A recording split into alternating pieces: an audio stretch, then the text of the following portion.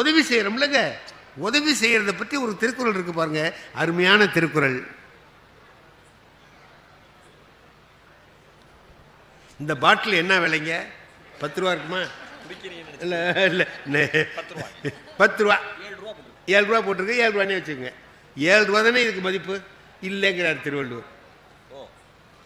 இதுக்கு 7 ரூபான்னு போட்டிருக்குல்ல, 7 ரூபா கொடுத்தா வாங்கலாம்ல. திருவள்ளுவர் சொல்றார் இதுக்கு 7 ரூபா அல்ல மதிப்புங்கிறார். அப்ப என்ன கூடவான கூடவாகவும் இருக்கலாம், குறைஞ்சும் போகலாம். இது 2 ரூபாயாவும் ஆகலாம், 5000 ரூபாயாவும் ஆகலாம். அப்ப எதை வச்சுக்க இதுக்கு தீர்மானிக்கிறதுன்னு கேட்டான், அதை வாங்கிக்கிறவனை பொறுத்து இருக்குன்னார் திருவள்ளுவர். இந்த தண்ணிய பாலைவனத்தில் 3 நாளாக தண்ணி இல்லாமல் தவிச்சிட்டு இருக்கான் ஒருத்தன். நான் அந்த பக்கமாக காரில் போகிறேன், பார்க்குறான், நாக்கெல்லாம் வெந்து போய் அப்படியே என்ன பண்ணுறதுன்னு தெரியாமல் தவிச்சிக்கிட்டு இருக்கான். ஆகுறான். இந்த தண்ணி அவன்கிட்ட கொடுத்தா இதுக்கு 1 லட்ச ரூபா கொடுக்கலாங்க அம்மா. அப்போ இது 1 லட்சமா? வாங்கிக்கிட்டவனை பொறுத்து இதனுடைய மதிப்பு கூடும் அல்லது குறையும். இப்போதான் குடிச்சிட்டு வர்றாரு ஒருத்தர் தண்ணி, இதை நீ குடிச்சு தான் ஆகணும்னா வாங்கி தூக்கி போட்டு போயிடுவான். அதே தானே தண்ணி, தண்ணி அதே தான். ஆனால் வாங்கிக்கிறவனை பொறுத்து மதிப்பு மாறும். உதவி வரைத்தன்று உதவி, உதவி செய்யப்பட்டார் சால்வின் வரைத்து. திருவள்ளுவர் எவ்வளவு நுணுக்கமாக எல்லாத்தையும் ஆராய்ந்து சொல்லுகிறாருன்னு யோசனை பண்ணி பார்த்தீங்கன்னா ஆச்சரியமாக இருக்கும். உதவி வரைத்தன்று உதவி, உதவி செய்யப்பட்டார் சால்வின் வரைத்து. நான் திருவாரூரில் இருக்கிற போது நான் முதல்ல ஒரு வீட்டில் இருந்தேன். அந்த வீட்டில் கடைசியில் ஒரு செட்டியார் இருந்தார், பெரிய பணக்காரர். அவர் என்ன செய்வார் தெரியுமா?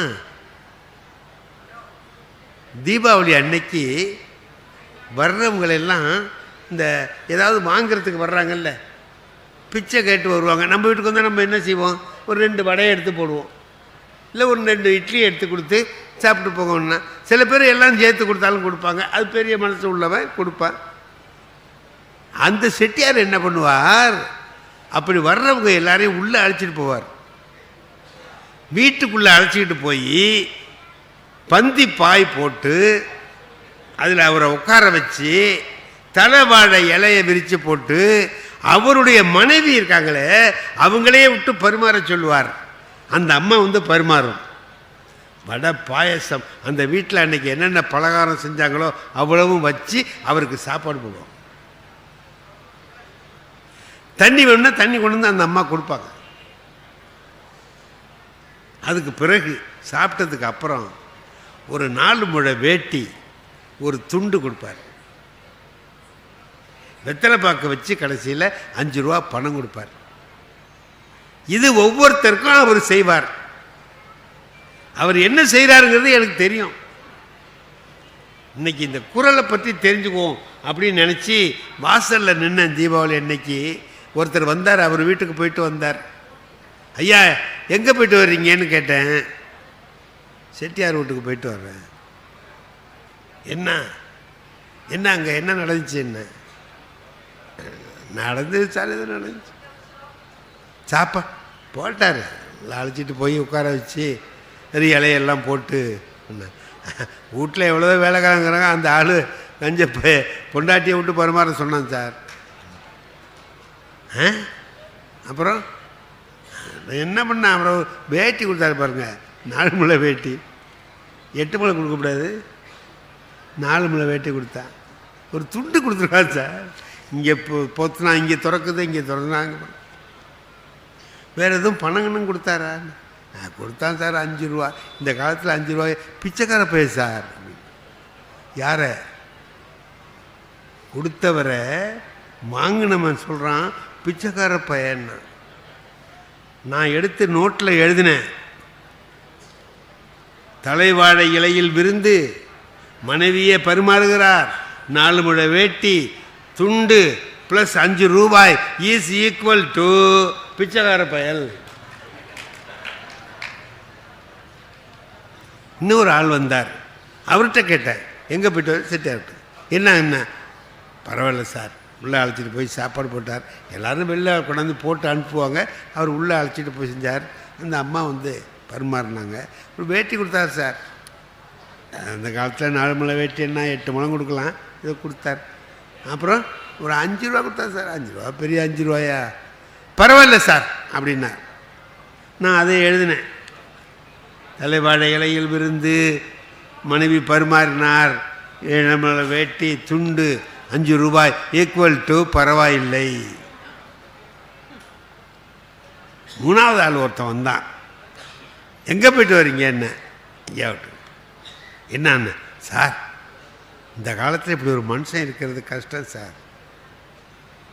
எல்லோரும் வெளில கொண்டு வந்து தூக்கி போட்டு போன்னு சொல்லுவாங்க. அவர் வீட்டுக்குள்ளே அழைச்சிட்டு போய் உட்கார வச்சு அந்த அம்மா மகாலட்சுமி மாதிரி இருக்காங்க சார். அந்த அம்மாவே வந்து பரிமாறினாங்க சார். எங்களுக்கு வேட்டி கொடுத்துருக்காரு சார். இந்த குளிர் நேரத்துக்கு கதண்டு மாதிரி இருக்குது சார், போத்திக்கலாம். துண்டு சார், அழகாக இருக்கு சார். அதோடு மட்டும் இல்லை சார், 5 ரூபா பணம் கொடுத்தாரு சார். எனக்கு 5000 ரூபா மாதிரி சார். புண்ணியமா, ரொம்ப நாளைக்கு நல்லா இருக்கணும்னு.